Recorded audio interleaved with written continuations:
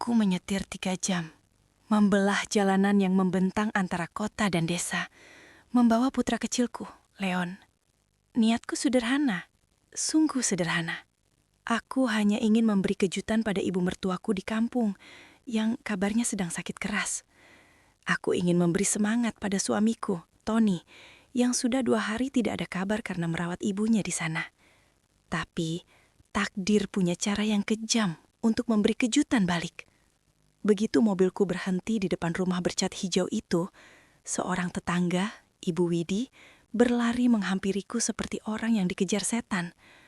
Wajahnya pucat pasi, seputih kapas. Tubuhnya gemetar hebat. Dia mencengkram lenganku. Kuku-kukunya menancap menyakitkan. Dan dia berbisik, "Tunggu, jangan masuk. Ada sesuatu yang harus kamu ketahui." Saat itu aku tidak mengerti.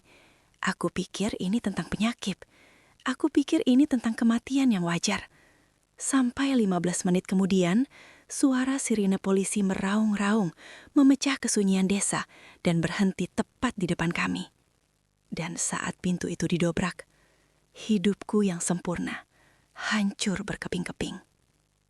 Sebelum kita melangkah masuk ke dalam rumah itu, silakan tulis di kolom komentar dari daerah mana saja teman-teman yang hadir mendengarkan kisah ini. Jangan lupa like dan subscribe agar kita bisa terus mengungkap cerita-cerita kehidupan yang tersembunyi di balik pintu yang tertutup rapat. Mari kita mulai. Sudah 2 hari, ponselku, ponsel Rita, sunyi. Kesunyian yang bukan sekedar sepi, tapi kesunyian yang terasa aneh, ganjil, dan menusuk hingga ke tulang sumsum. Suamiku, Tony, pria yang biasanya selalu mengirim kabar, terakhir kali mengirim pesan singkat kemarin pagi. Isinya sangat singkat, hanya 2 kata. Ibu masih istirahat. Setelah itu, hening. Tidak ada lagi balasan. Panggilan teleponku tidak diangkat, pesan-pesan cemas yang kukirimkan hanya berakhir dengan centang abu-abu atau centang biru tanpa balasan. 2 hari yang lalu, Tony berpamitan dengan sangat terburu-buru. Wajahnya tegang. Katanya, Ibu Siti, ibunya di kampung, jatuh sakit mendadak. Tony bilang dia harus segera ke sana. Tentu saja, sebagai istri yang baik, aku mengizinkan. Bahkan, akulah yang paling cemas. Akulah yang menyiapkan tasnya dan menyuruhnya segera berangkat agar tidak terlambat. Tapi, naluri seorang istri jarang sekali salah. Kesunyian ini terasa tidak wajar. Aku menghela nafas panjang, mencoba membuang sesak di dada. Tanganku bergerak merapikan tepi jilbab bergo yang kupakai, meski sebenarnya sudah rapi. Aku duduk di ruang tengah, mencoba mencari ketenangan. Di karpet depan TV, Leon, putra kecil kami yang baru berusia 5 tahun, sedang asik dengan dunianya sendiri. Dia menyusun mainan balok warna-warni, menumpuknya tinggi-tinggi. "Yah, jatuh!" Leon tertawa kecil. Suara tawa itu menjadi satu-satunya penyejuk di tengah kegelisahan yang membakar hatiku. Aku memandang putraku. Leon sangat dekat dengan neneknya. Ibu Siti adalah sosok mertua yang nyaris sempurna. Baik hati, lembut, dan tidak pernah sekalipun ia ikut campur urusan rumah tangga kami. Ibu Siti tulus menyayangiku seperti putrinya sendiri, dan dia memuja Leon melebihi apapun di dunia ini. Tiba-tiba, sebuah ide terlintas di benakku. Sebuah ide yang terasa begitu cemerlang, begitu hangat, hingga membuatku tersenyum sendiri di tengah kekalutan. Bagaimana jika aku menyusul Tony? Bukan hanya menyusul untuk memeriksa keadaan, tapi memberi kejutan manis. Aku akan membawa Leon. Ibu Siti pasti akan sangat senang melihat ke cucu kesayangannya. Siapa tahu, kehadiran Leon, tawarnyahnya, pelukan hangatnya bisa menjadi obat terbaik untuk mempercepat kesembuhan Ibu Siti. Aku tahu Tony mungkin akan terkejut. Mungkin dia akan sedikit kesal karena aku nekat menyetir sendiri 3 jam ke kampung tanpa bilang-bilang. Tapi, aku yakin, rasa kesal itu pasti akan langsung hilang begitu dia melihat wajah bahagia ibunya saat bertemu Leon. Semakin kupikirkan, ide itu semakin terasa benar. Aku tidak tahan lagi terkurung di rumah ini, ditemani kegelisahan dan prasangka buruk yang mulai merayap. Aku harus melihat sendiri kondisi Ibu Siti. Aku harus memastikan suamiku juga baik-baik saja. Leon sayang, aku panggil lembut. Leon mendongak. Matanya yang bulat dan jernih berbinar menatapku. Iya ibu. Leon mau ketemu Nenek Siti. Senyum Leon merekah seketika, lebar dan tulus. Dia melonjak berdiri, membuat menara baloknya kembali rubuh berantakan. Mau bu, kapan? Sekarang? Sekarang, aku tertawa kecil. Antusiasme putraku menular, mengusir sedikit kabut di hatiku. Iya, kita siap-siap sekarang ya. Tapi ini rahasia, kita mau kasih kejutan buat ayah dan Nenek Siti. Asik, kejutan. Leon bersorak sambil melompat-lompat girang. Persiapan pun dimulai dengan cepat. Aku, Rita, adalah wanita yang praktis dan terorganisir. Aku tidak butuh waktu lama. Aku mengemasi satu tas ransel kecil untuk kami berdua. Aku memasukkan beberapa potong baju ganti untuk Leon, jaket tipis karena udara kampung sering dingin di malam hari, mainan robot kesayangan Leon agar dia tidak bosan, dan tentu saja beberapa camilan untuk di perjalanan. Untuk diriku sendiri, cukup jilbab instan dan satu set pakaian ganti. Aku memeriksa dompet, memastikan SIM dan surat-surat mobil lengkap. Aku juga sempat membuat beberapa potong roti lapis isi keju dan coklat, serta mengisi penuh botol air minum. Aku tidak ingin kami kelaparan di jalan jika macet menghadang. Setengah jam kemudian, semua sudah siap. Aku mengunci pintu rumah dengan hati-hati, menggandeng tangan mungil Leon menuju mobil kecil kami di garasi. Setelah memastikan Leon duduk tenang di car seat-nya di belakang, lengkap dengan sabuk pengaman, aku mengambil tempat di belakang kemudi. Aku diam sejenak, menarik nafas dalam, membaca doa perjalanan. Bismillahi majreha wa mursaha. Lalu, aku menyalakan mesin mobil. Suara mesin yang menderu halus seolah menjadi awal dari perjalanan menuju takdir yang tak terduga. Bagian 2. Perjalanan dari kota tempat tinggal kami menuju kampung Ibu Siti biasanya memakan waktu 3 jam jika lalu lintas lancar. Aku menyetir dengan konsentrasi penuh, membelah jalanan kota yang mulai padat. Namun, hatiku dipenuhi antisipasi. Ada rasa rindu, ada rasa cemas, bercampur menjadi satu. Di belakang, Leon bernyanyi-nyanyi kecil, menyanyikan lagu-lagu yang diajarkan di TK. Sesekali dia bertanya, "Kapan kita sampai, Bu? Masih lama?" Lalu, tiba-tiba, di tengah nyanyiannya, Leon bertanya dengan nada polos yang menyentak hatiku. "Ibu, apakah Nenek Siti sakit parah?" Hati Rita terenyuh. Aku meliriknya lewat spion tengah. Wajah kecil itu tampak khawatir. "Mudah-mudahan tidak, sayang," jawabku, mencoba meyakinkan diri sendiri. "Nenek Siti cuma butuh istirahat, makanya kita datang, biar Nenek Siti senang, terus cepat sembuh. Obat nenek kan Leon." "Nanti Leon mau pijitin Nenek Siti," ujar Leon lagi, dengan polos. Aku tersenyum, mataku sedikit berkaca-kaca. Pasti nenek senang sekali. Sepanjang perjalanan, pikiranku melayang. Aku mencoba membayangkan bagaimana reaksi Tony nanti. Aku membayangkan Tony akan terbelalak kaget saat membuka pintu, lalu tersenyum lebar dan memeluk aku. Aku membayangkan Ibu Siti yang mungkin sedang berbaring lemah akan langsung terduduk dan merentangkan tangan saat melihat Leon berlari memeluknya. Gambaran itu, gambaran keluarga bahagia itu, menghangatkan hatiku, mengusir sisa-sisa kekhawatiran yang tadi sempat menggelayut. Aku juga teringat percakapan terakhirku dengan Tony sebelum dia berangkat. Tony tampak sangat tertekan waktu itu, bukan hanya karena kabar sakit ibunya, tapi juga karena masalah pekerjaan. Dia tidak pernah bercerita detail, hanya bilang, "Banyak tekanan, Rit, pusing aku." Aku berharap dengan berkumpul bersama keluarga di kampung yang tenang, beban Tony bisa sedikit terangkat. Waktu berlalu. Jalanan kota yang ramai dengan gedung-gedung tinggi perlahan berganti. Pemandangan pedesaan yang hijau mulai menyapa. Sawah-sawah terbentang luas di kiri dan kanan jalan. Padi yang menguning melambai-lambai ditiup angin. Udara terasa lebih sejuk. Aku membuka jendela sedikit, membiarkan angin segar masuk, mengusap wajahku. "Kita sudah mau sampai, Ibu?" tanya Leon, yang sepertinya sudah mulai bosan duduk diam. Sebentar lagi sayang, 15 menit lagi kita sampai di rumah nenek. Aku membelokkan mobil dari jalan raya utama, memasuki jalan desa yang lebih kecil namun beraspal mulus. Pohon-pohon besar menaungi jalan. Jantungku mulai berdebar sedikit lebih cepat. Perasaan gembira bercampur tegang. Aku sudah hafal betul jalan ini.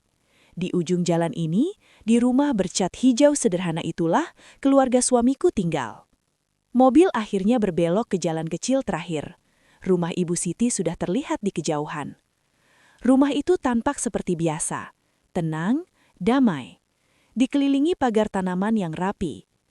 Tapi, tunggu, ada yang aneh. Rumah itu tampak terlalu sepi. Bahkan untuk rumah orang yang sedang sakit, ini terlalu sunyi. Biasanya di kampung seperti ini, jika ada yang sakit, meski hanya flu, akan ada beberapa sandal tetangga di teras. Akan ada pintu yang terbuka sedikit agar udara masuk. Tapi ini terasnya kosong melompong. Jendelanya tertutup rapat dengan gorden yang ditarik penuh. Pintu utamanya tertutup rapat. Aku memarkirkan mobil tepat di depan pagar kayu yang rendah. Mematikan mesin. Kita sampai, seruku. Mencoba terdengar ceria, menutupi sebersit keraguan yang mulai menyelinap di hati. Hore! Leon dengan sigap melepaskan sabuk pengamannya sendiri. Nenek, ayah! Leon melompat keluar dari mobil begitu aku membukakan pintu untuknya. Anak kecil itu berlari riang menuju gerbang pagar yang tidak terkunci. Aku sendiri keluar dari mobil, meregangkan sedikit punggungku yang pegal setelah 3 jam duduk. Aku merapikan jilbabku sekali lagi di kaca spion. Aku tersenyum, menarik nafas, siap memberikan kejutan terbaik. Tepat pada saat tangan mungil Leon menyentuh gerbang dan hendak mendorongnya terbuka, sebuah suara teriakan menghentikan detak jantungku. Tunggu! Aku menoleh kaget ke sumber suara. Dari seberang jalan, dari rumah tetangga persis di depan rumah Ibu Siti, seorang wanita parubaya berlari tergopoh-gopoh menghampiri kami. Itu Ibu Widi, tetangga paling dekat Ibu Siti, teman mengaji mertuaku. Tapi penampilan Ibu Widi jauh dari kata normal. Wajahnya pucat pasi, seolah darahnya tersedot habis. Matanya melotot ngeri, dan seluruh tubuhnya tampak gemetaran hebat. Dia bahkan lupa memakai sandal. "Leon, berhenti! Tunggu, Bu!" teriakku, lebih karena kaget melihat reaksi Ibu Widi daripada karena menyadari bahaya. Leon yang juga kaget mendengar teriakan itu berhenti melangkah. Dia berbalik dan berlari kecil bersembunyi di balik kakiku, memeluk pahaku erat. Leon menatap takut pada wanita yang kini berlari ke arah kami. Ibu Widi sampai di depanku dengan napas terengah-engah. Keringat dingin membasahi pelipisnya, membuat anak rambutnya lepek menempel di dahi. Dia hanya mengenakan daster batik kusam yang biasa dia pakai di rumah. Wanita itu langsung mencengkram lenganku. Cengkramannya begitu kuat. Kuku-kukunya terasa menancap di kulitku. Menyakitkan. "Tunggu dulu, Rit. Jangan masuk," desis Ibu Widi. Suaranya serak dan bergetar hebat. Aku membeku. Senyum antisipasi yang tadi menghiasi wajahku langsung lenyap, digantikan kebingungan dan rasa takut yang mulai merayap naik dari perut ke dada. "Ibu Widi, ada apa, Bu? Ibu kenapa?" tanyaku bingung. Aku mencoba melepas cengkramannya, tapi Ibu Widi malah semakin mengeratkannya, seolah aku akan terjun ke jurang. Ibu Siti baik-baik saja kan? Apa sakitnya parah sekali?" Tanyaku lagi. Suaraku mulai terdengar cemas. Ini adalah skenario terburuk yang kubayangkan, bahwa kami terlambat, bahwa kondisi mertuaku memburuk drastis. Ibu Widi menggelengkan kepalanya dengan cepat. Gerakan yang aneh, nyaris panik. Bukan itu. Aduh Gusti, gimana ini?" Gumamnya pada diri sendiri. Matanya melirik liar ke arah rumah Ibu Siti yang tertutup rapat, lalu kembali menatapku. Tatapan penuh ketakutan. "Ibu Widi, Ibu bikin saya takut. Ada apa sebenarnya? Tony ada di dalam kan? Biarkan saya masuk, saya harus ketemu suami saya." Aku mulai kehilangan kesabaran. Rasa panik mulai menguasaiku. Aku berusaha menarik tanganku lagi, kali ini lebih kuat. "Jangan!" Ibu Widi beri teriak pelan tapi penuh penekanan. "Tunggu dulu, Rit. Ada sesuatu yang harus kamu ketahui dulu. Sesuatu yang mengerikan." Jantungku seakan diremas tangan tak terlihat. Mengerikan. Kata itu bergema di kepalaku. Apa yang lebih mengerikan dari seorang ibu yang sakit parah? "Mengerikan apa, Bu? Tolong jangan buat saya bingung. Saya sudah menyetir 3 jam, saya bawa anak saya cuma mau jenguk mertua saya." Suaraku mulai meninggi, bercampur isak tangis yang tertahan. Leon semakin erat memeluk kakiku, mulai ikut menangis pelan karena merasakan ketakutan ibunya. "Shh, jangan nangis sayang," kataku pada Leon, tapi mataku tajam menuntut jawaban dari Ibu Widi. Ibu Widi tampak putus asa. Dia seperti sedang menimbang-nimbang kata yang tepat, tapi tidak bisa menemukannya. "Pokoknya, kamu percaya sama saya ya. Jangan masuk dulu, kita tunggu di sini sebentar." "Tunggu apa? Siapa yang kita tunggu?" Aku menatap rumah di depanku, rumah mertuaku. Rumah yang biasanya hangat dan penuh tawa itu kini tampak seperti benteng bisu yang menyimpan rahasia gelap. Semua jendelanya tertutup gorden tebal, pintunya terkunci rapat. Bahkan pot-pot bunga di teras yang biasanya disiram Ibu Siti setiap pagi tampak sedikit layu. Keheningan yang menyelimuti rumah itu terasa tidak alami, seperti ada sesuatu yang mati di dalamnya. Ibu Widi juga menatap rumah itu, dan tubuhnya kembali bergetar. Saya melihat kemarin," Ibu Widi memulai, tapi suaranya tercekat. "Aduh, saya takut, Rit. Saya takut sekali." "Lihat apa, Bu? Lihat Tony? Lihat Ibu Siti?" desaku. Ibu Widi baru saja akan membuka mulutnya lagi ketika sebuah suara lain memecah keheningan jalan desa yang sepi itu. Suara sirine polisi mendekat dari jauh lalu menjadi semakin keras dan memekakkan telinga. Suara itu bukan hanya dari satu arah, sepertinya ada lebih dari satu. Aku dan Ibu Widi sama-sama menoleh ke arah datangnya suara. Jantungku berdebar sangat kencang, seperti mau lompat keluar dari dadaku. Ini salah, semua ini salah. Kenapa ada sirina? Bisikku lebih pada diri sendiri. Ibu Widi tidak menjawab. Wajahnya semakin pucat, seperti selembar kertas. Dia melepaskan cengkramannya di lenganku, seolah tenaganya sudah habis. Dan kemudian, mobil itu muncul. Sebuah mobil patroli polisi belok carat ke jalan kecil itu. Lampu biru merahnya berkelip-kelip menakutkan di bawah sinar matahari sore, memantul di dinding-dinding rumah warga. Mobil itu berhenti mendadak tepat di belakang mobilku, hampir menghalangi jalan. Tapi tidak berhenti sampai di situ. Di belakang mobil patroli pertama, muncul mobil kedua. Mobil yang sama, keduanya berhenti dengan suara rem yang mencecit. Pintu-pintu mobil terbuka dengan kasar. 4 orang polisi berseragam lengkap turun dari kedua mobil itu. Gerakannya cepat, sigap, dan terlatih. 2 orang langsung berlari ke arah pagar rumah Ibu Siti, memasang kuda-kuda, tangan di pinggang dekat senjata. Sementara 2 lainnya menghampiri kami. Aku syok, dunia di sekelilingku terasa berputar. Polisi? Di rumah mertuaku? Kenapa? "Wah, Ibu!" Leon menangis semakin kencang, ketakutan melihat orang-orang berseragam itu. Aku cepat-cepat berjongkok dan memeluk putraku erat. "Tidak apa-apa sayang, ada Ibu di sini. Tidak apa-apa."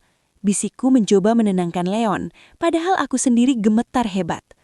Seorang petugas yang tampak seperti paling senior, dengan wajah tegas dan kumis tebal, berhenti di depan kami. Namanya tertera di dadanya, Inspektur Rahmat. Matanya menatap tajam pada Ibu Widi. "Ibu Widi, Anda yang melaporkan kejadian?" Tanyanya dengan suara berat dan datar. Ibu Widi mengangguk lemah. Bibirnya bergerak tanpa suara sebelum akhirnya ia bisa berbisik. "Iya, Pak, saya." "Siapa wanita ini?" Tanya petugas itu lagi, kali ini menunjuk ke arahku yang masih memeluk Leon. "Ini Rita, Pak. Ini menantunya Bu Siti, istrinya Tony." Jelas Ibu Widi, suaranya masih bergetar hebat. "Dia baru saja sampai, Pak. Dia tidak tahu apa-apa. Kasihan." Petugas itu memandangku. Tatapannya sedikit melembut. Ada sebersit rasa iba di matanya, tapi profesionalismenya tetap terjaga. "Ibu Rita, harap tenang ya, kami harus melakukan pemeriksaan." "Pemeriksaan apa, Pak? Suami saya Tony ada di dalam rumah. Ibu mertua saya sedang sakit. Ada apa ini sebenarnya?" Petugas itu tidak menjawab pertanyaanku. Dia berbalik ke arah rekan-rekannya yang sudah siaga di depan pagar. "Apa ada pergerakan di dalam?" teriak komandan itu. "Tidak ada, Komandan. Sepi," jawab salah satu petugas. Petugas senior itu kembali menatapku. "Ibu Rita, apa suami Anda ada di dalam rumah saat ini?" Aku mengangguk ragu. "Seharusnya demikian. Saya pamit 2 hari lalu mau menjemput ibunya yang sakit. Seharusnya mereka berdua ada di dalam." Petugas itu menghela napas panjang. Dia tahu tidak ada gunanya menunda. "Baik, ibu dan anak ibu tolong mundur, menjauh dari rumah ini. Biar kami yang urus." "Tapi Pak..." "Tolong Bu," bentak petugas itu. Tidak lagi lembut. Nadanya mendesak. "Ini demi keselamatan ibu sendiri. Ibu Widi, tolong bawa ibu ini ke rumah Anda." Ibu Widi segera menarik lenganku. "Ayo Rit, kita ke rumah saya dulu. Kita aman di sana." Dengan lutut lemas dan pikiran yang kacau balau, aku akhirnya menurut. Aku menggendong Leon yang masih menangis ketakutan sambil berjalan mundur menjauhi rumah itu. Mataku tidak pernah lepas dari pintu depan yang masih tertutup rapat. Tepat saat aku sampai di seberang jalan, di teras rumah Ibu Widi, aku melihat sesuatu yang membuatku nyaris pingsan. Petugas polisi yang tadi berjaga di pagar, kini sedang bersiap mendobrak pintu itu. Suara SFX. Brak! Suara pintu didobrak keras. Suara brak yang memekakan telinga itu membuatku terlonjak hebat. Jantungku serasa melompat ke tenggorokan. Itu adalah suara kayu yang dipaksa pecah. Gema dari pintu depan rumah mertuaku yang kini didobrak paksa. Leon menjerit di pelukanku, menyembunyikan wajahnya di dadaku. Aku sendiri ingin menjerit, tapi tidak ada suara yang keluar. Aku hanya bisa memeluk Leon lebih erat. Tubuhku gemetar hebat. Mataku terpaku pada pintu yang kini terbuka menganga. 2 petugas polisi masuk dengan cepat, menghilang ke dalam kegelapan rumah. 2 lainnya berjaga di luar. 1 di teras, 1 lagi di dekat pagar. Senjata mereka terhunus di samping tubuh. Keheningan yang menyusul setelah suara dobrakan itu terasa lebih menakutkan. Tidak ada suara teriakan kaget, tidak ada suara perlawanan, tidak ada suara apapun, hanya kesunyian yang tebal dan mencekam. Aku berdiri kaku di teras rumah Ibu Widi. Aku ingin sekali berlari ke seberang, menerobos masuk dan mencari tahu sendiri. Tapi kakiku seakan terpaku di lantai. Ibu Widi memegang bahuku. Tangannya yang masih gemetar mencoba memberi kekuatan. Meski wanita itu sendiri sama takutnya. "Ada apa, Bu? Kenapa mereka mendobrak pintu?" bisikku. Suaraku serak. "Tony? Ibu Siti? Ya Allah, apa yang terjadi?" Ibu Widi hanya bisa menggeleng. "Kita berdoa saja, Rit. Semoga semua baik-baik saja." Tapi aku tahu, jauh di dalam hatiku, aku tahu tidak ada yang baik-baik saja. Polisi tidak akan mendobrak pintu rumah orang sakit hanya karena laporan tetangga yang cemas. Pasti ada sesuatu yang lebih dari itu. Sesuatu yang dilihat Ibu Widi. Sesuatu yang begitu mengerikan sampai Ibu Widi tidak berani mengatakannya dan memilih menelpon polisi. Pikiranku berkecamuk. Apa Tony dalam bahaya? Apa ada perampok di dalam? Apa Ibu Siti pingsan dan Tony tidak bisa membuka pintu? Atau apakah Tony melakukan sesuatu? Satu persatu skenario buruk melintas di kepalaku. Masing-masing lebih menakutkan dari sebelumnya. Aku mencoba mengingat pesan terakhir Tony. Ibu masih istirahat. Pesan itu terasa begitu dingin sekarang. Waktu terasa berjalan merangkak. Setiap detik terasa seperti 1 jam. Aku menghitung nafasku, mencoba menenangkan Leon yang masih mesegukan. 10 menit, 15 menit. Tidak ada yang keluar. "Kenapa lama sekali, Bu? Apa yang mereka lakukan di dalam?" Tepat saat aku mengatakan itu, salah satu petugas yang berjaga di teras menerima panggilan di radionya. Ia berbicara pelan, lalu mengangguk. Beberapa saat kemudian, 2 petugas yang tadi masuk ke dalam akhirnya muncul kembali di ambang pintu. Mereka berjalan pelan. Wajah mereka tidak menunjukkan apa-apa. Datar. Lalu petugas senior yang tadi, sang komandan, keluar paling akhir. Ia berhenti sejenak di teras, memandang berkeliling, lalu berjalan lurus menyeberangi jalan, menghampiriku dan Ibu Widi. Jantungku berdebar begitu kencang. Inilah saatnya, jawaban atas semua ini. "Pak, Bagaimana, Pak? Aku tidak bisa menahan diri. Aku maju selangkah. Leon masih dalam gendonganku. Suami saya, Tony, ibu mertua saya, mereka ada di dalam kan? Mereka baik-baik saja. Komandan itu berhenti 1 meter di depanku. Ia melepaskan topinya sejenak, mengusap wajahnya yang tampak lelah, lalu menatapku dengan tatapan yang sulit diartikan. Ada rasa iba di sana, tapi juga ketegasan yang dingin. Ibu Rita, harap tenang. Sebaiknya tetap bicara di rumah Ibu Widi. Tidak, potongku. Saya tidak mau kemana-mana sebelum Bapak bilang apa yang terjadi. Di mana suami saya? Petugas itu menghela nafas panjang. Ia tahu tidak ada gunanya menunda. Ia menatap mataku lurus-lurus. Kami sudah melakukan pemeriksaan menyeluruh ke setiap ruang di rumah itu, Bu. Lalu? Desaku. Rumah itu kosong, Bu. 2 kata itu menghantamku seperti palu godam. Kosong. Duniaku seakan berhenti berputar. Udara terasa terhisap dari paru-paruku. Kosong? Ulangku. Suaraku nyaris tak terdengar. Apa maksud Bapak kosong? Tidak mungkin. Saya kesini mau jenguk Ibu Siti yang sakit. Tony ada di sana merawatnya. Tidak mungkin. Maaf, Bu, tapi itu kenyataannya, kata petugas itu lagi. Suaranya tetap datar. Tidak ada suami Anda. Tidak ada ibu mertua Anda. Tidak ada siapa-siapa. Rumah itu bersih. Bahkan tidak ada tanda-tanda ada orang sakit yang sedang dirawat. Aku menggelengkan kepalaku, menolak untuk percaya. Bapak pasti salah lihat. Mungkin mereka di kamar mandi. Mungkin mereka di gudang belakang. Atau mungkin... Kami sudah periksa, Bu, potong komandan itu dengan tegas, menghentikan histeriaku. Setiap sudut, di bawah tempat tidur, di dalam lemari, gudang, loteng, kamar mandi, tidak ada seorang pun. Rumah ini sudah ditinggalkan setidaknya selama beberapa jam. Tapi, aku kehabisan kata-kata. Air mataku mulai menggenang. Ini tidak masuk akal. Jika rumah ini kosong, kemana Tony pergi? Kenapa dia berbohong? Dan kenapa Ibu Widi menelpon polisi? Lalu, kenapa Ibu Widi? Justru itu masalahnya, Bu, kata komandan itu. Nadanya berubah serius. Suami ibu memang tidak ada di rumah, tapi dia jelas berbohong tentang alasan ibunya tidak ada di rumah. Aku menatapnya bingung. Maksud Bapak? Petugas itu tidak menjawab. Ia malah berisyarat pada salah satu anak buahnya yang masih di seberang jalan. Petugas itu mengangguk, lalu masuk kembali ke dalam rumah. Beberapa saat kemudian, ia keluar membawa sebuah kantong bukti transparan. Di dalamnya ada sebuah bingkai foto. Petugas itu menyerahkannya pada komandan. Komandan itu mengangkat kantong bukti tersebut di depan wajahku. Kami menemukan ini di lantai kamar Ibu Siti, sepertinya terjatuh dari meja nakas. Aku menyipitkan mataku. Itu adalah foto Ibu Siti, tapi bukan foto Ibu Siti yang sedang sakit. Di foto itu, mertuaku tampak sehat, ceria, dan sangat bugar. Beliau mengenakan batik terbaiknya dan tersenyum lebar ke kamera. Latar belakangnya, itu bukan kamar tidur. Itu adalah terminal bandara yang ramai. Di tangan Ibu Siti tergenggam sebuah paspor dan selembar kertas yang jelas terlihat seperti tiket pesawat. Ibu mertua Anda tidak sakit, Bu Rita, kata komandan itu dengan suara pelan namun menusuk. Kami sudah memeriksanya.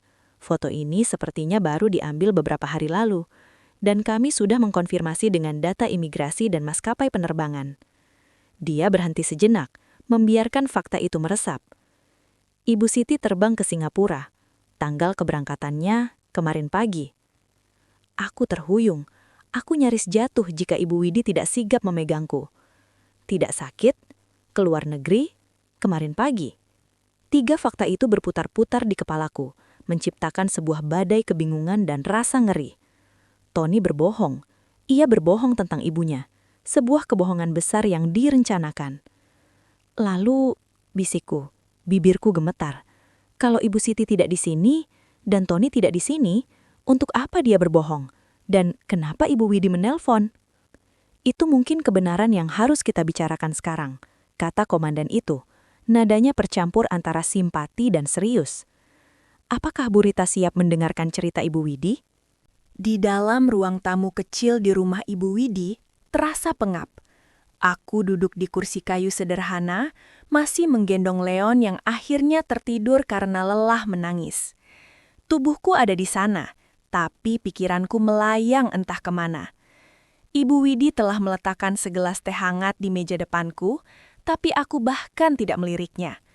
Komandan polisi itu duduk di kursi di seberangku, wajahnya tetap tegas.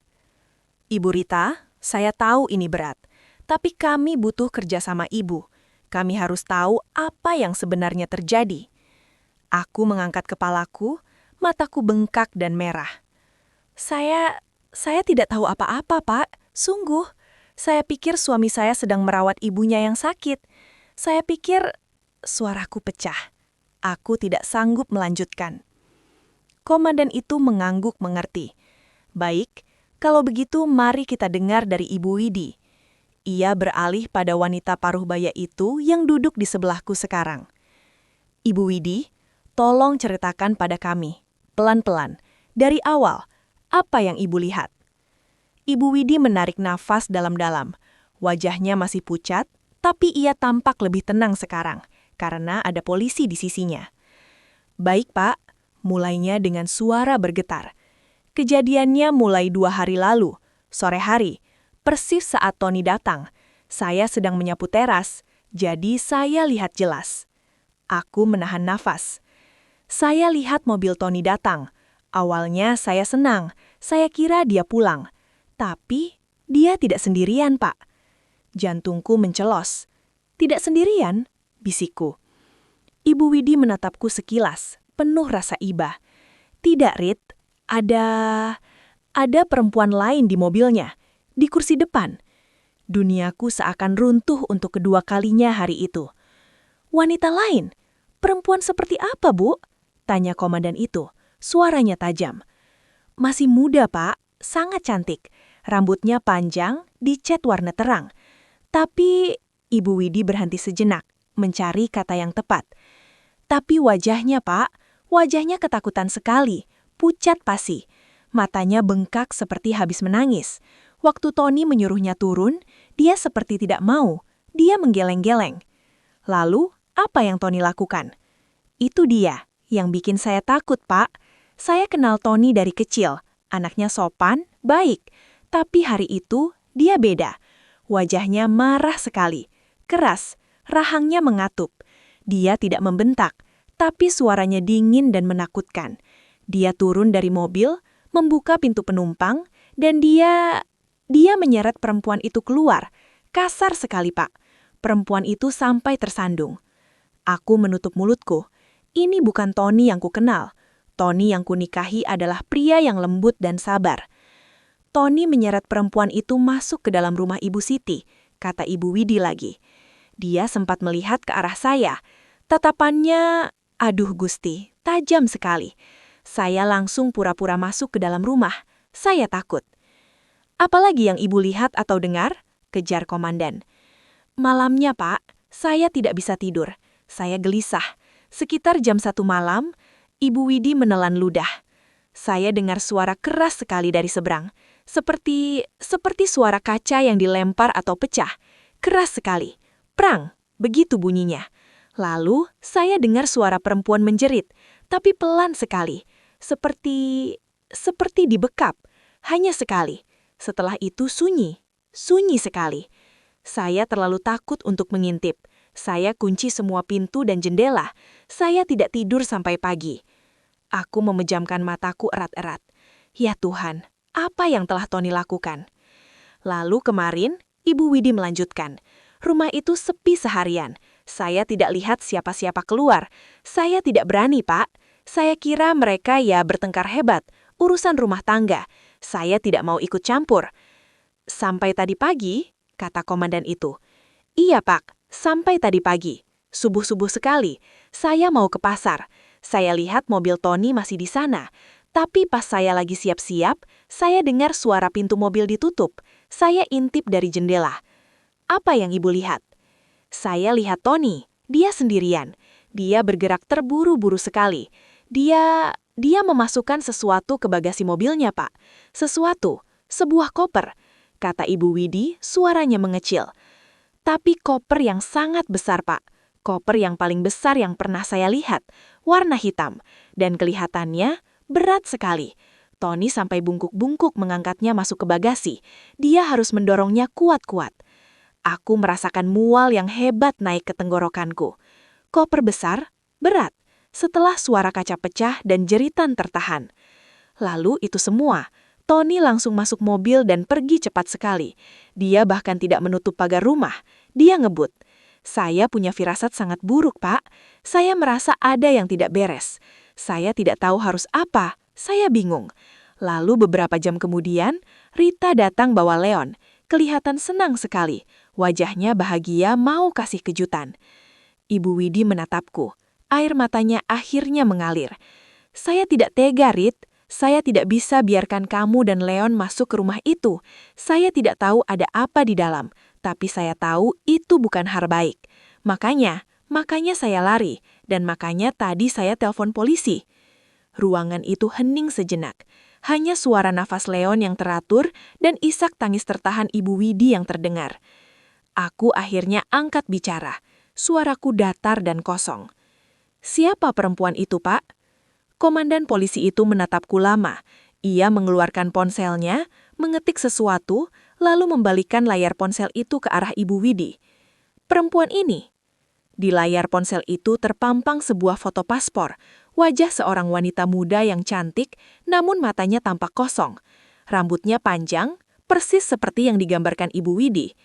Ibu Widi menyipitkan mata, lalu mengangguk cepat. Iya, Pak. Benar, ini dia, perempuan itu. Persis. Komandan itu menarik ponselnya kembali. Ia menghela nafas berat, seolah sedang bersiap menyampaikan berita terburuk. Bu Rita, Ibu harus kuat. Ini yang sebenarnya terjadi, dan ini jauh lebih rumit dari yang Ibu bayangkan. Perempuan itu namanya Mawar, Bu. Dia dan suami Ibu, Tony, mereka adalah rekan bisnis. Rekan bisnis? Ulangku bingung. Tony bekerja sebagai manajer keuangan di perusahaan ekspor. Setauku Tony tidak punya rekan bisnis bernama Mawar. Bukan bisnis biasa, Bu. Mereka berdua adalah buruan. Mereka sedang kami lacak karena terlibat dalam kasus penipuan investasi skala besar. Korbannya puluhan orang.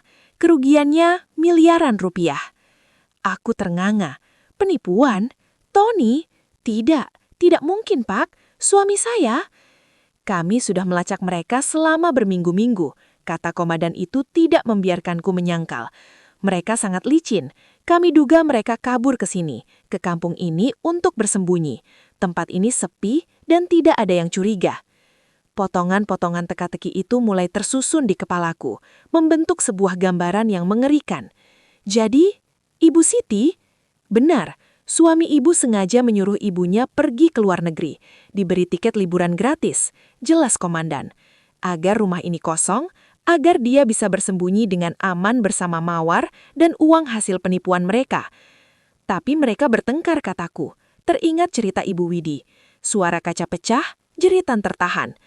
Wajah komandan itu mengeras. Itu yang sedang kami selidiki. Dugaan kami ada masalah di antara mereka. Kemungkinan besar soal pembagian uang. Tony serakah, dia ingin menguasainya semua sendiri. Aku merasakan hawa dingin menjalar di tulangku. Aku teringat sesuatu yang membuatnya semakin mual. Koper, bisikku. Ibu Widi bilang Tony membawa koper besar dan berat tadi pagi. Keheningan total melanda ruangan itu.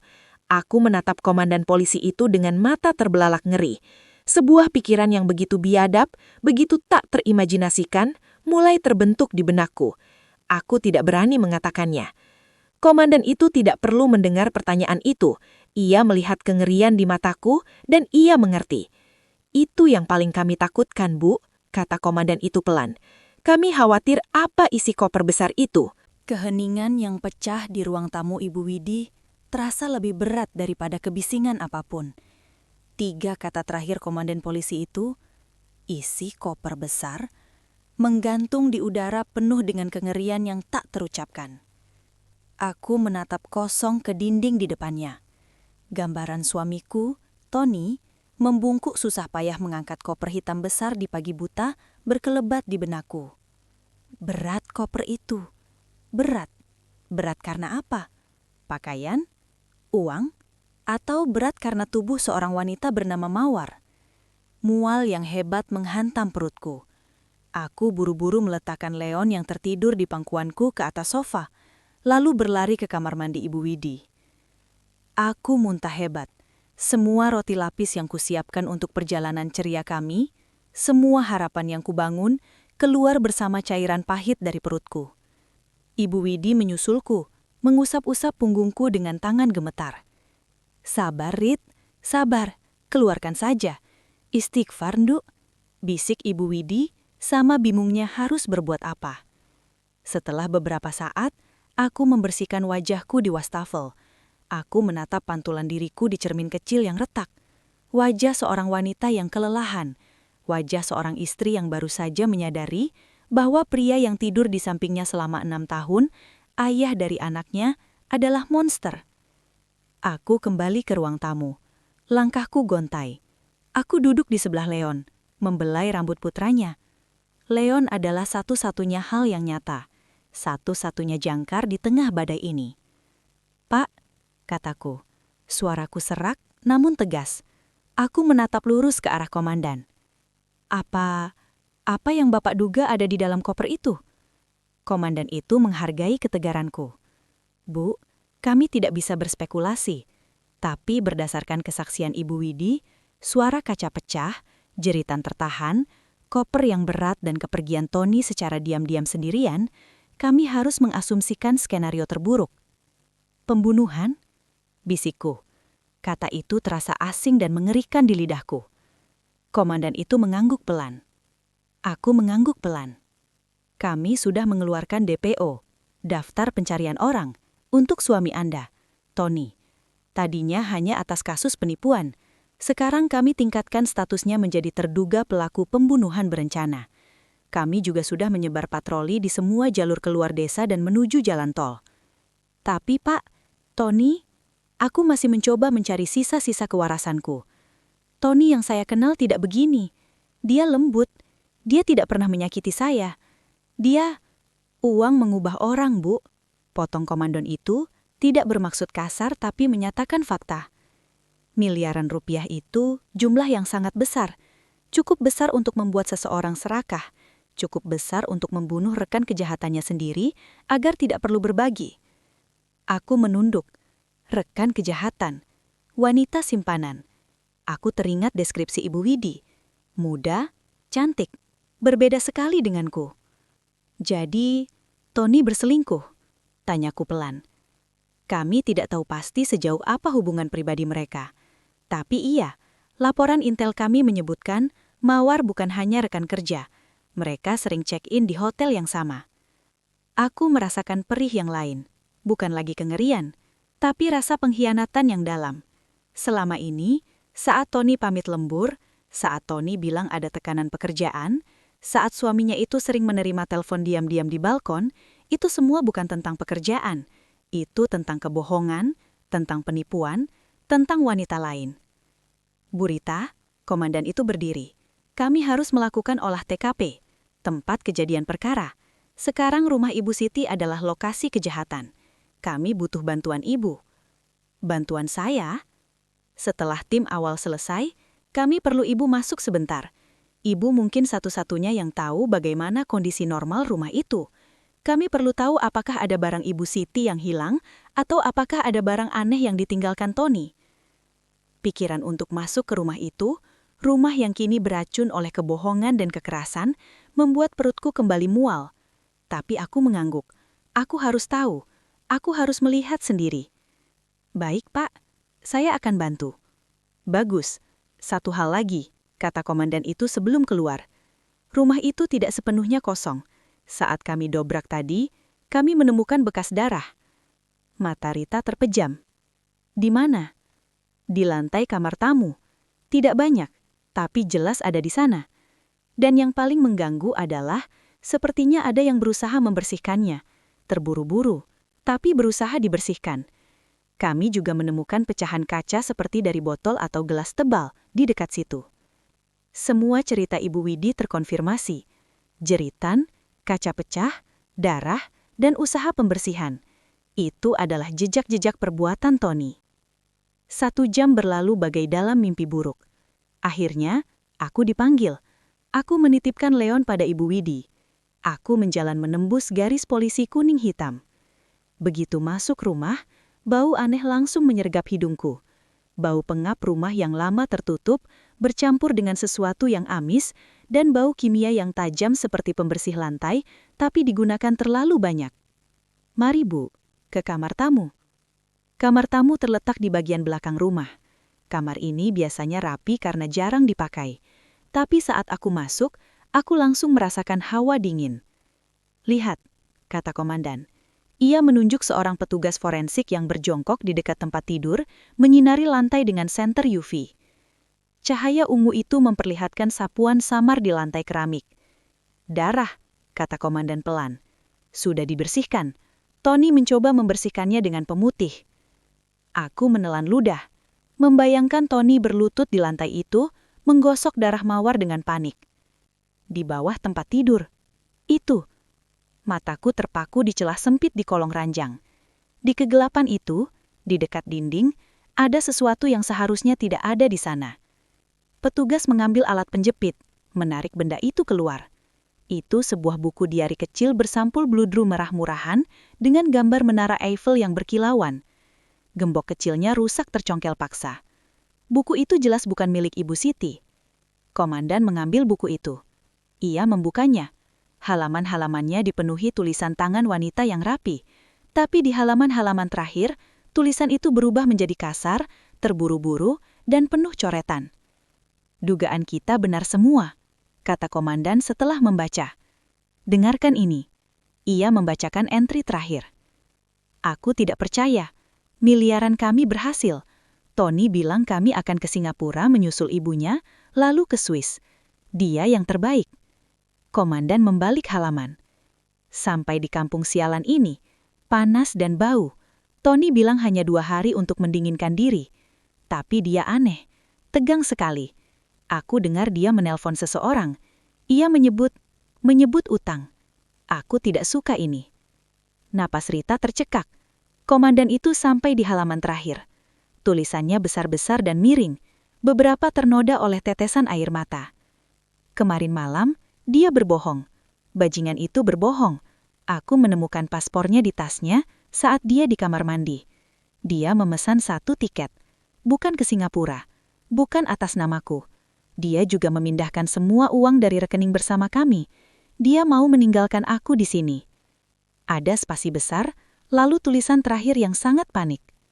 Jam 1 malam, aku mengkonfrontasinya. Dia gila. Dia bukan Tony yang saya kenal. Matanya, ya Tuhan, matanya dingin. Dia bilang aku tidak akan pernah keluar dari rumah ini hidup-hidup. Dia bilang aku terlalu banyak bicara. Dia mengambil botol parfumku. Tulisan itu berhenti. Sebuah coretan panjang mengakhiri kalimat itu. Seolah-olah penanya direbut paksa. Ruangan itu hening. Bukti itu telak. Tony adalah pembunuhnya. Tony merencanakan semuanya.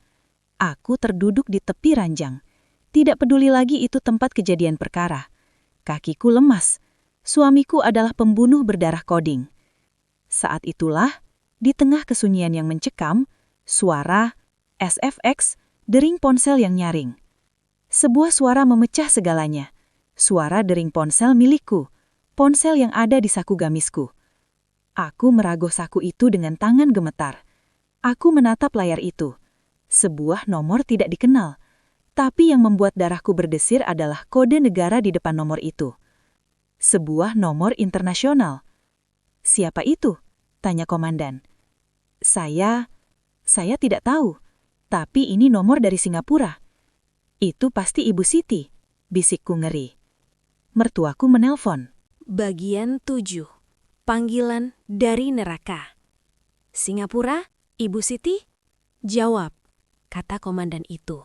Suaranya pelan namun mendesak. Jawab dan nyalakan pengeras suaranya. Tangan Rita gemetar hebat saat ia menggeser ikon hijau di layar. Ia menekan tombol speaker tepat saat suara seorang wanita yang panik terdengar dari seberang. Halo? Halo Rita? Ya Allah, Rita, kamukah itu Nduk? Itu adalah suara Ibu Siti. Tapi bukan suara mertua yang tenang yang kukenal. Ini adalah suara wanita yang ketakutan setengah mati. Ibu, hanya itu yang bisa kukeluarkan. Suaraku serak. Ibu Siti, ada apa? Rita, syukurlah kamu aman. Kamu di mana? Kamu baik-baik saja? Leon mana? Leon baik-baik saja kan? Rentetan pertanyaan itu keluar tanpa jeda, diiringi isak tangis yang jelas. Saya baik, Bu. Leon juga baik. Dia sedang tidur. Kami ada di kampung, di depan rumah Ibu. Keheningan melanda di seberang telepon selama beberapa detik. Hanya terdengar suara isakan tertahan Ibu Siti. Lalu suara mertuaku itu kembali terdengar. Kali ini penuh dengan kebingungan yang luar biasa. Di rumah Ibu, di kampung. Bagaimana bisa? Bukankah kamu? Ibu, potongku. Rasa takut yang baru mulai merayapiku. Ibu, kenapa Ibu di Singapura? Tony bilang Ibu sakit keras. Sakit? Ibu tidak sakit, Rita. Tony yang menyuruh Ibu pergi. Dia belikan Ibu tiket liburan. Katanya hadiah ulang tahun. Dia bilang Ibu harus segera berangkat 2 hari lalu. Ibu sudah bilang Ibu tidak mau, tapi Tony memaksa. Katanya dia mau urus bisnis penting dan tidak mau Ibu sendirian di rumah. Ya Tuhan, jadi dia bohong? Ibu, kata Rita pelan. Tony tidak ada di sini. Rumah ini kosong. Tentu saja dia tidak di sana, seru Ibu Siti. Kepanikannya kembali. Dia menelpon Ibu tadi pagi buta di sini. Ya Allah, Rita, Tony bilang, Ibu Siti terisak hebat, tidak mampu melanjutkan kalimatnya. Tony bilang apa, Bu? Desakku, mencengkeran ponsel itu erat-erat. Jantungku berdebar kencang, mempersiapkan diri untuk kebenaran terburuk berikutnya. Tony bilang, Ibu Siti menarik napas gemetar. Tony bilang, kamu dan Leon diculik. Aku ternganga. Komandan polisi di depanku langsung menegakkan tubuhnya. Matanya menyarah tajam. Diculik? Ulangku. Iya, dia bilang ada komplotan penjahat yang dendam padanya. Mereka menculik kamu dan Leon dari rumah. Mereka minta uang tebusan. Isak tangis Ibu Siti meledak. Dia bilang Tony sudah tidak punya uang lagi. Dia bilang para penculik itu mengancam kalian kalau dia tidak bayar. Aku terduduk di lantai. Kakiku tidak kuat lagi menahan tubuhku. Jadi ini rencana Tony. Ini adalah gambaran yang utuh. Tony, suamiku, dia bukan hanya penipu. Dia bukan hanya pezina. Dia bukan hanya pembunuh. Dia adalah monster berdarah dingin yang telah merencanakan semuanya. Dia membunuh Mawar untuk menguasai semua uang haram mereka. Dia membuang mayatnya di dalam koper besar entah kemana. Dia mengirim ibunya sendiri ke luar negeri, jauh dari jangkauan, agar rumah ini kosong untuk melakukan pembunuhan. Dan sekarang bagian terakhir dari rencananya terungkap. Dia menjadikan istri dan anaknya sendiri sebagai umpan. Tony tidak tahu aku akan menyusul ke kampung. Rencana penculikan itu pasti sudah ia siapkan. Jika aku tidak pernah datang ke kampung, apa yang akan Tony lakukan? Apakah dia akan benar-benar menculik kami? Apakah dia akan menggunakan kami sebagai alasan untuk memeras ibunya sendiri? Tony tidak pernah berniat kembali pada kami. Bagi Tony, aku dan Leon adalah beban, aset yang bisa digunakan sekali lalu dibuang. Lalu, dia minta apa, Bu? Tanya Rita. Suaranya kini dingin dan datar, emosinya telah mati. Dia minta Ibu transfer semua uang tabungan Ibu, raung Ibu Siti di telepon. Semua tabungan hari tua Ibu. Dia berikan nomor rekening. Dia bilang itu rekening penculiknya. Dia bilang, cepat Bu, cepat, sebelum mereka menyakiti Leon. Ya Allah, Ibu panik. Ibu sudah di depan bank dari tadi, tapi Ibu ragu. Ibu tidak tahu, makanya Ibu coba telepon kamu dulu, tapi tidak bisa. Ibu baru ingat, kamu punya nomor cadangan. Ya Allah, Rita. Jadi, ini semua bohong. Tony menipu ibunya sendiri. Antagonis sebenarnya bukanlah Mawar. Antagonis sebenarnya adalah Tony, suamiku sendiri. Komandan polisi itu mengambil alih. Ia memberi isyarat agar aku diam. Ibu Siti, kata komandan dengan suara tenang dan berwibawa. Nama saya Inspektur Rahmat. Saya dari kepolisian. Tolong Ibu dengarkan saya baik-baik. Keheningan di seberang sana. Ibu Siti, Anda tidak boleh mentransfer uang itu sepeser pun. Mengerti? Rita dan Leon aman. Mereka bersama kami. Mereka tidak diculik. Polisi? Aman? Tapi Tony telah membohongi Anda, kata Inspektur Rahmat dengan tegas. Tony terlibat dalam kasus kriminal yang sangat serius. Kami sedang memburunya. Dia tidak hanya membohongi Anda tentang liburan, dia tidak hanya membohongi Anda tentang penculikan. Dia terlibat dalam banyak hal. Inspektur Rahmat tidak perlu menyebut kata pembunuhan. Ibu Siti sudah bisa merasakannya. Raungan kesedihan dan keputusasaan yang keluar dari telepon itu adalah suara seorang ibu yang menyadari bahwa putra yang ia lahirkan dan besarkan adalah seorang penjahat. Inspektur Rahmat menunggu dengan sabar hingga isak tangis itu sedikit meredah. Ibu Siti, kami butuh bantuan Anda. Tony tidak tahu Ibu sudah bicara dengan kami. Dia tidak tahu Rita ada di sini. Dia mengira rencananya berjalan lancar. Dia sedang menunggu uang Ibu. Kita bisa menggunakan ini. Kita bisa menangkap dia. Bagian 8. Perangkap. Suasana di rumah Ibu Widi telah berubah total. Rumah sederhana itu kini berfungsi sebagai pos komando sementara. Inspektur Rahmat berbicara di radionya, memberi perintah dengan cepat dan pelan. Timnya menyebar di sekitar desa, menutup jalur-jalur tikus. Aku sudah selesai menangis. Yang tersisa kini hanyalah kedinginan yang menusuk. Aku telah menipu diriku sendiri selama bertahun-tahun, mengabaikan tanda-tanda kecil. Lembur yang terlalu sering, ketidakhadiran emosional Tony. Aku menerima semua itu atas nama cinta. Kini cinta itu telah berubah menjadi abu. Inspektur Rahmat berjongkok di depanku. Ibu Rita, Tony adalah orang yang serakah dan panik.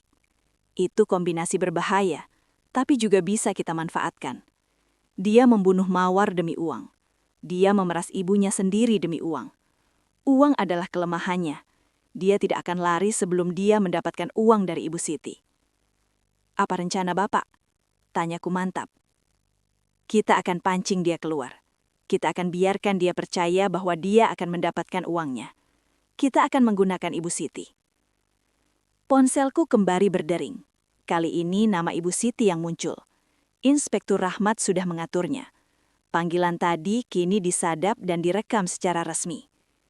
Sekarang, kata Inspektur Rahmat. Jawab, biarkan Ibu Siti yang bicara. Katakan padanya untuk mengikuti rencana. Dia harus terdengar panik, takut, dan bingung. Dia tidak perlu berakting. Aku mengangguk. Aku mengangkat telepon itu. Ibu Siti? Ibu Rita? Suara Ibu Siti terdengar lagi. Masih gemetar. Pak Inspektur sudah jelaskan. Ya Allah, Nuk, apa yang harus Ibu lakukan? Lakukan saja, Bu, kataku pelan. Lakukan untuk Leon. Lakukan agar ini semua berakhir. Inspektur Rahmat memberi isyarat. Ibu Siti dari Singapura kini menelpon nomor Tony. Panggilan itu tersambung ke sistem pengeras suara di ruang tamu Ibu Widi. Semua petugas terdiam. 1 nada sambung, 2 nada sambung, 3 nada sambung. Lalu tersambung. Halo? Bu, suara Tony terdengar serak, kasar dan penuh ketidaksabaran. Bagaimana? Sudah ditransfer? Kenapa lama sekali? Aku menahan nafas mendengar suara suamiku. Setelah tahu apa yang telah ia lakukan, rasanya seperti tusukan pisau panas. Tony anakku, Ibu Siti mulai terisak, persis seperti yang diinstruksikan. Isak tangisnya terdengar begitu nyata. Ibu sudah di bank. Ibu sudah coba, tapi tidak bisa, Tony. Apa maksud Ibu tidak bisa? Bentak Tony dari seberang. Jangan main-main, Bu. Ini menyangkut nyawa Rita dan Leon. Ibu tidak main-main, jerit Ibu Siti. Banknya bilang Ibu tidak bisa transfer uang sebanyak itu ke rekening yang tidak dikenal. Mereka bilang ini mencurigakan. Mereka bilang Ibu harus tanda tangan surat pernyataan di depan notaris. Tapi Ibu di Singapura. Ibu tidak tahu harus bagaimana, Tony. Ibu takut. Keheningan melanda. Terdengar suara nafas Tony yang memburu. Dia sedang berpikir keras. Rencananya berantakan. Sialan, bank bodoh. Ganti bank, coba bank lain. Tidak bisa, ibu sudah coba. Mereka semua sama. Mereka memblokir transfer besar ke luar negeri tanpa persetujuan tatap muka. Mereka bilang, satu-satunya cara adalah kamu yang ambil uangnya, tunai. Ini bagian penting dari rencana. Umpan yang dilempar. Tunai, suara Tony terdengar curiga. Ambil di mana, Ibu? Di Singapura? Bukan dari Ibu, kata Ibu Siti mengikuti skenario. Banknya bilang mereka bisa mengatur penarikan khusus melalui perwakilan mereka di Indonesia. Mereka bilang ini demi keamanan. Mereka akan siapkan uangnya. Kamu hanya perlu menemuinya di tempat yang aman. Dia akan bawa semua uangnya dalam koper. Tony terdiam lama. Aku bisa membayangkan otak liciknya berputar. Dia curiga, tapi dia juga putus asa. Dia butuh uang itu untuk kabur. Dia tidak bisa meninggalkan uang ibunya begitu saja. Tempat aman di mana, Tony? Ibu tidak tahu, isak Ibu Siti dengan mudah. Mereka bilang tempatnya dekat rumah, di pabrik tua di pinggir desa. Mereka bilang tempat itu sepi, tidak akan ada yang melihat. Nanti orangnya akan telepon kamu. Katanya begitu, Tony. Tolong selamatkan Rita dan Leon. Keheningan. Tony sedang menimbang-nimbang. Datang ke tempat pertemuan adalah resiko besar. Tapi tidak datang berarti meninggalkan puluhan, mungkin ratusan juta uang ibunya. Dan Tony, seperti yang disimpulkan Inspektur Rahmat, adalah orang yang serakah. Jam berapa? Tanya Tony. Jam 6 sore ini, waktu maghrib. Mereka bilang itu waktu terbaik. Tidak terlalu gelap, tidak terlalu terang. Tutup teleponnya, Bu, kata Tony tiba-tiba. Suaranya dingin. Jangan hubungi saya lagi. Biar saya yang urus. Pastikan orang itu datang sendirian. Kalau saya lihat ada yang aneh, saya bersumpah ibu tidak akan pernah lihat cucu ibu lagi. Telepon terputus. Ruangan itu senyap. Inspektur Rahmat menghela nafas panjang. Dia mengambil umpannya. Dia menatapku. Bu Rita, kami akan bersiap. Tim saya akan menyamar. Kami akan ada di sana sebelum dia. Kami akan mengepung tempat itu. Dia tidak akan bisa lari. Aku berdiri. Saya ikut, kataku. Bu Rita, itu tidak mungkin. Itu terlalu berbahaya. Anda harus tetap di sini bersama Leon. Saya tidak akan ikut campur, kataku. Mataku menatap lurus ke arah inspektur. Saya akan tunggu di mobil komando Anda. Saya tidak akan keluar. Tapi saya harus ada di sana. Saya harus melihat wajahnya saat dia sadar bahwa permainannya telah selesai. Inspektur Rahmat menatap wanita di depannya.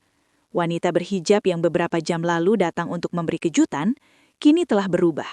Ada baja dalam tatapannya. Baiklah, kata Inspektur Rahmat setelah berpikir sejenak.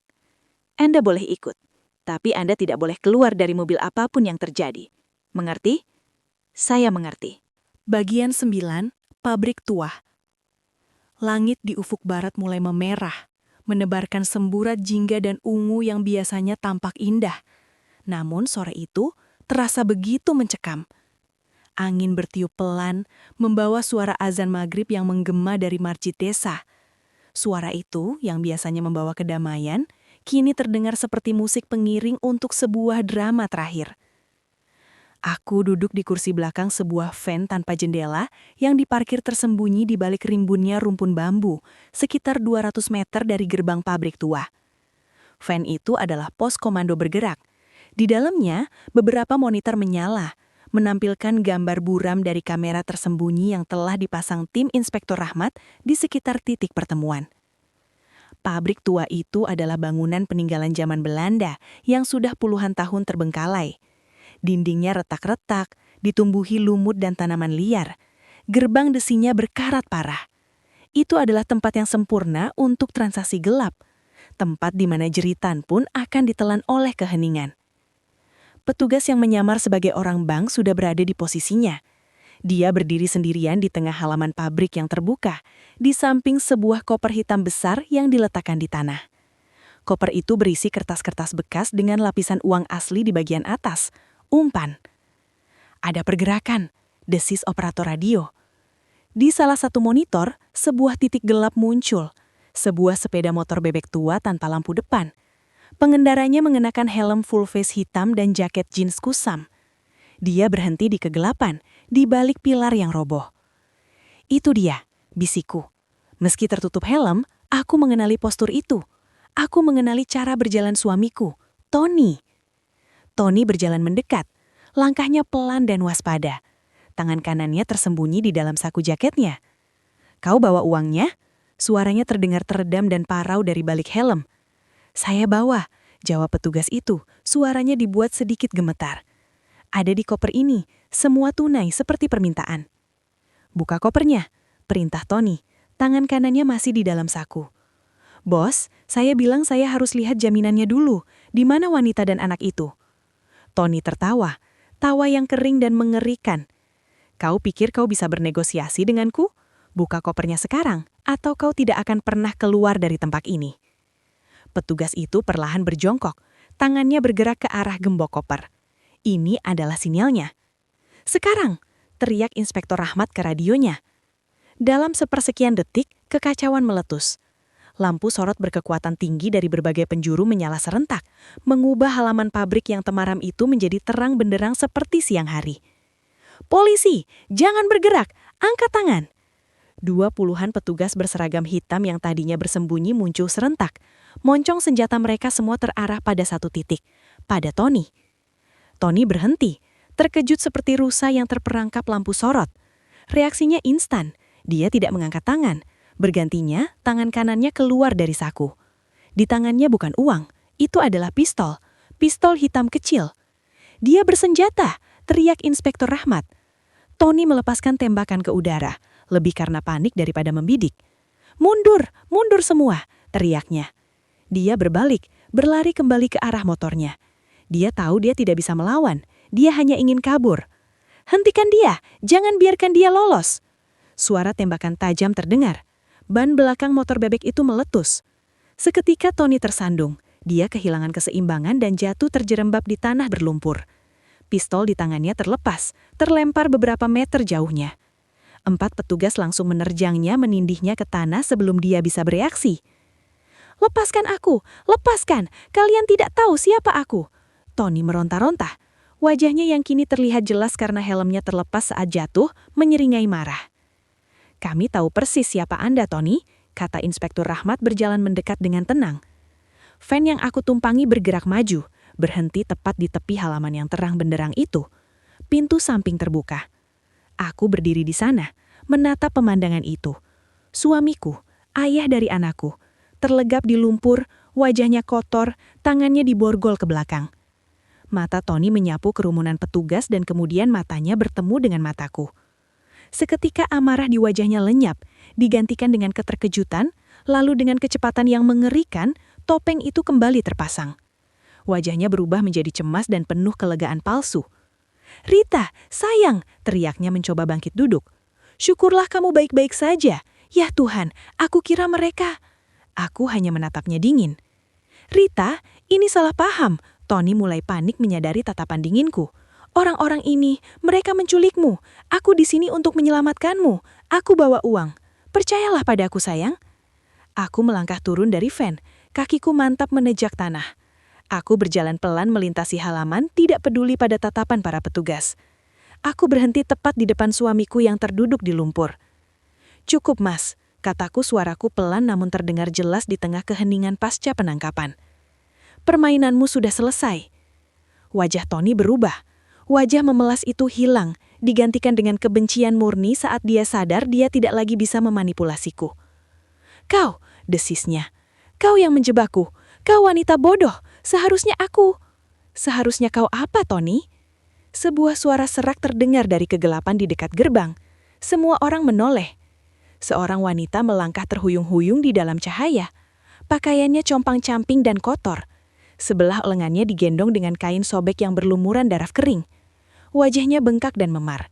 Tapi matanya menyala-nyala penuh dendam. Itu Mawar. Dia tidak mati. Rita terkejut. Inspektur Rahmat pun tampak terkejut. Bagian 10, Pengadilan dan Akhir. 3 bulan berlalu. Musim berganti. Langit yang dulu kelabu oleh kebohongan dan ketakutan, kini perlahan mulai membiru kembali. Ruang sidang itu penuh sesak. Aku duduk di barisan depan, tepat di belakang jaksa penuntut. Jilbab biruku yang tenang tampak kontras dengan suasana tegang di ruangan berpendingin udara itu. Di sampingku, Ibu Widi duduk menggenggam tanganku erat, sengaja datang jauh-jauh dari kampung untuk memberi dukungan. Di seberang ruangan, di kursi pesakitan, duduklah Tony. Pria itu kini jauh dari citra suami sukses atau penjahat licik. Dia mengenakan kemeja tahanan oranye yang pudar. Wajahnya tirus, matanya cekung, dan rambutnya mulai menipis. Dia tampak seperti pria yang kalah. Sidang itu adalah formalitas. Bukti-bukti terlalu kuat untuk dibantah. Ada kesaksian Mawar yang menceritakan segalanya, dari awal penipuan hingga malam percobaan pembunuhan itu. Buku harian Mawar menjadi bukti kunci, menceritakan teror yang ia alami. Mawar ternyata berhasil selamat, meski terluka parah dan dibuang di hutan dekat kampung. Dia merangkak keluar dan bersembunyi sampai polisi menemukannya. Ada kesaksian Ibu Siti yang dibacakan melalui sambungan video dari Singapura, menceritakan dengan pilu bagaimana putranya sendiri memerasnya dengan kebohongan penculikan. Lalu ada kesaksianku. Saat namaku dipanggil, aku berjalan dengan tenang ke depan. Aku bersumpah di atas kitab suci. Selama 1 jam penuh, aku menceritakan semuanya. Bukan sebagai korban yang menangis, tapi sebagai seorang saksi yang menceritakan fakta. Aku menceritakan tentang 2 hari kesunyian itu, tentang perjalanan penuh harap membawa Leon, tentang peringatan gemetar Ibu Wedi, tentang rumah yang kosong, dan tentang panggilan telepon dari Singapura yang membongkar segalanya. Aku tidak pernah menatap Tony, tidak sekalipun. Tony sebaliknya tidak pernah berhenti menatap aku. Tatapannya adalah campuran antara benci, penyesalan palsu, dan keputusasaan. Tok, tok, tok. Palu diketuk. Hakim membacakan putusannya. Tony terbukti bersalah atas semua dakwaan. Penipuan investasi, penggelapan, pencucian uang, pemerasan, dan percobaan pembunuhan berencana terhadap Mawar. Menjatuhkan hukuman penjara seumur hidup. Suara palu yang diketuk sekali lagi terasa seperti penutup sebuah babak yang kelam. Ibu Widi menangis haru. Aku hanya memejamkan mataku sejenak, menarik nafas dalam-dalam, lalu menghembuskannya perlahan. Beban yang selama ini kupikul di pundakku terasa terangkat. Tony mengamuk. Dia meneriakkan kutukan pada hakim, pada jaksa, dan terutama padaku. "Kau yang seharusnya dipenjara, pelacur!" teriaknya sebelum akhirnya diseret keluar oleh penjaga. Aku bahkan tidak bergeming. Kata-kata itu tidak lagi bisa menyakitiku. Mawar sendiri mendapat hukuman yang jauh lebih ringan. 5 tahun penjara dipotong masa tahanan. Dia terbukti bersalah dalam kasus penipuan, tapi statusnya sebagai saksi kunci dan korban percobaan pembunuhan memberinya keringanan yang signifikan. Keadilan, dalam bentuknya yang aneh, telah ditegakkan. Epilog, debur ombak, dan maaf.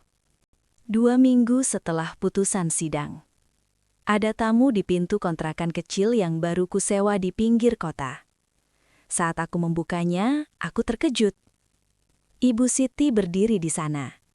Tampak 10 tahun lebih tua. Uban di rambutnya semakin banyak. Dia membawa 1 tas koper kecil. "Ibu," bisikku.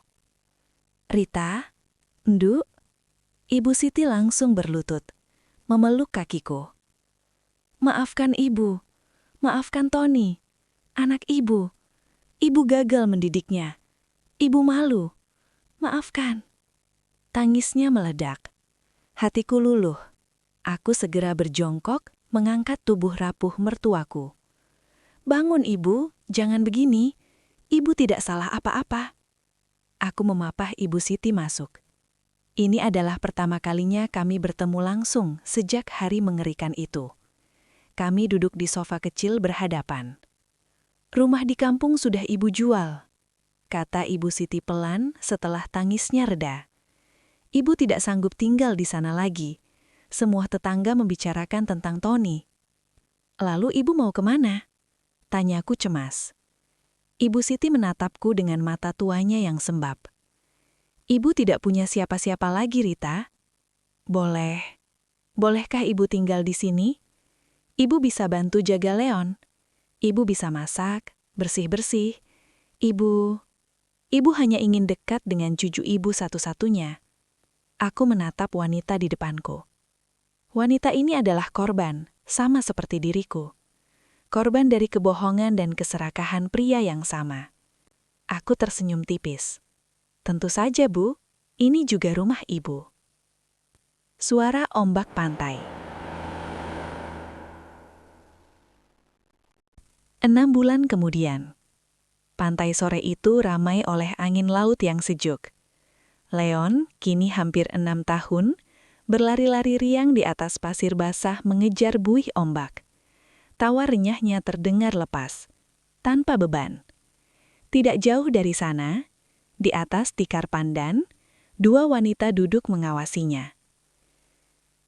"Leon, jangan jauh-jauh, nanti bajumu basah semua," teriak Ibu Siti sambil tersenyum. "Biarkan saja, Bu, nanti bisa ganti. Biarkan dia senang." Aku kini bekerja di sebuah butik jahit lokal. Jilbab yang kukenakan kini lebih berwarna, seperti hidupku yang baru. Ibu Siti tinggal bersamaku, menjadi nenek penuh waktu untuk Leon. Kami telah menjual sisa harta Tony yang tidak disita negara, mobil kecil yang dibeli dengan uang halal tabunganku, dan menggunakan uang penjualan rumah Ibu Siti untuk memulai hidup baru. Kehidupan kami sederhana, jauh dari kata mewah, tapi damai, penuh kejujuran. "Terima kasih ya, Rit," kata Ibu Siti tiba-tiba. Matanya menatap ke laut. "Untuk apa, Bu?" "Untuk semuanya. Kamu sudah memaafkan ibu.